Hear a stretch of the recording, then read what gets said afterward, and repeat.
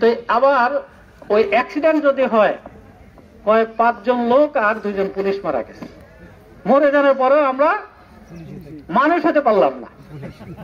আবার ওই যে মাটি দেওয়ার পরে সবাই বলে যে সব জায়গায় উমুক মারা গেছে তুমুক মারা গেছে, আর বলে যে এটা পুলিশের খবর। ঠিক আছে? তো আমার যে বিষয়টা হলো যে আপনারা কেউ যদি আপনারা যখনই থানায় যাবেন কোনো মাধ্যমের দরকার নাই, আপনারা একা একা যেতে পারবেন, যে কোনো ভাবে যেতে। থানায় যেতে আপনাদের কোনো ওই যে টাই স্যুট পরে যাওয়ার প্রয়োজন নাই। আপনারা যাবেন, আপনাদের কথা শুনবো। আমি যদি থানায় না থাকি, আমাদের অনেক অফিসার আছে, আমি চলে গেলে আমাদের যে এই যে ওসি তদন্ত আছে, উনি না থাকলে সেকেন্ড অফিসার আছে, আমাদের একজন ডিউটি অফিসার সার্বক্ষণিক থাকে। মসজিদ যেরকম বন্ধ হয় না, হাসপাতাল যেরকম জীবনও কোনোদিন বন্ধ হবে না, থানাও কোনোদিন বন্ধ হয় না। রাত্রে 4টা হলেও আমাদের আপনাদের সেবা করার জন্য আমাদের অফিসাররা ওখানে আছে এবং থাকবে। আপনারা যে কোনো সময় আপনারা যাবেন, আর যে কোনো তথ্য আমাকে দিবেন, আমার আইসিকে দিবেন। যদি মনে করেন যে আইসিকে দিলে এই তথ্যটা, অথবা আমাদের বিট অফিসারকে দিলে এই তথ্যটা আপনার গোপনীয় থাকবে না, তাহলে আমার কাছে দিয়া, আমি আইসির কাছে পাঠাবো, আমি তো মোবাইলে পাঠাবো, আপনাদের কোনো তথ্য কেউ পাবে না। এই কাজটা আপনারা করবেন। আর একটা জিনিস যেটা হলো যে আগামী 7 তারিখে তো নির্বাচন, তো সেই নির্বাচনে আমরা আপনাদেরকে এতটুকু নিশ্চয়তা দিচ্ছি, আইন শৃঙ্খলার কোনো বিঘ্ন ঘটবে না। আইন শৃঙ্খলার জন্য যা যা করা দরকার আমরা তাই করব। আমরা এই অভয় দিচ্ছি, এখানে ভয় পাওয়ার কোনো কিছু নাই। আমাদের কেন্দ্রে পর্যাপ্ত পুলিশ থাকবে। আমরা আসলে এই লাখাই উপজেলাকে একেবারেই আইন শৃঙ্খলার নিরাপত্তার একবারে চাদরে কিন্তু ঢাকা। আমাদের পুলিশ আছে, পোশাকধারী, আনসার আছে, বিজিবি আছে, সশস্ত্র বাহিনী আছে, সব আছে। এবং এটা তো আপনারা শুধু দেখছেন, আমাদের মতো দেখেন, আমাদের অনেক গোয়েন্দা সংস্থা চারদিকে প্রতিটি গ্রামে আনাচে কানাচে কিন্তু আছে, তথ্য সংগ্রহ করতেছে।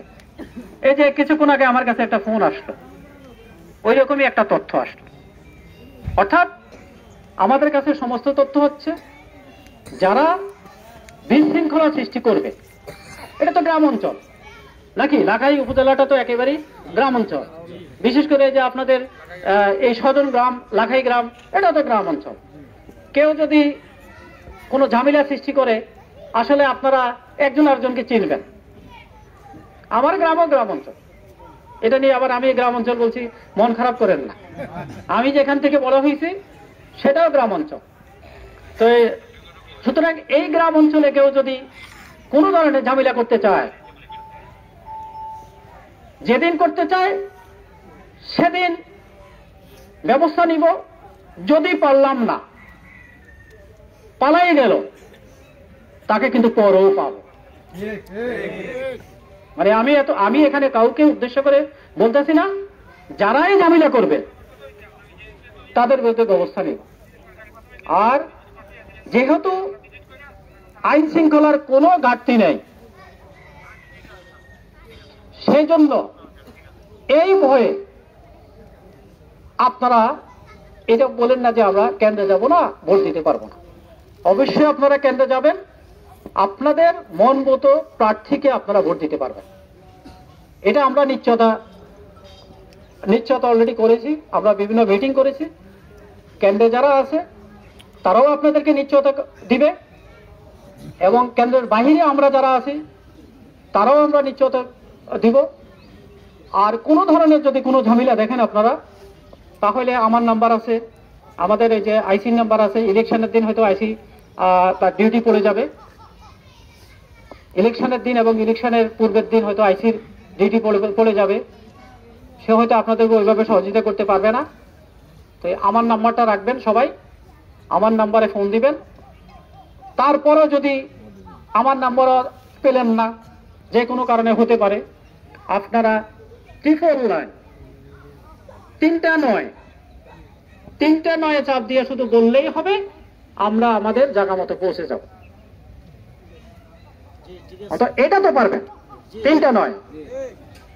আর আমার নাম্বার পাইলে যারা পারবেন আমাকে ফোন দিয়েন, আমরা ব্যবস্থা নিব। আমাদের ইউনো সাহেবের নাম্বার আছে, ইউনো সাহেবের নাম্বারে ফোন দিলেও ব্যবস্থা নিব। অর্থাৎ আমরা আপনাদের নিরাপত্তার জন্য আমরা দেখাতে চাই